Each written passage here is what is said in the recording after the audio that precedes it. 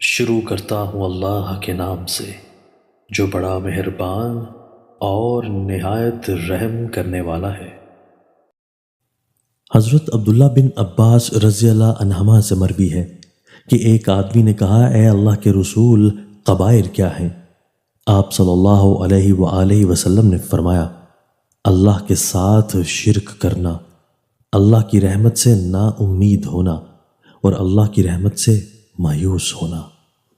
حضرت عبداللہ بن معاویہ غازری سے مرفوع مروی ہے کہ 3 عمل ایسے ہیں جس نے یہ عمل کیے اس نے ایمان کا ذائقہ چکھ لیا۔ جس شخص نے اللہ وحدہ کی عبادت کی اور یہ کہ اللہ کے علاوہ کوئی معبود برحق نہیں، اور خوش دلی سے اپنے مال کی زکات دی، ہر سال اس پر قار بند رہا۔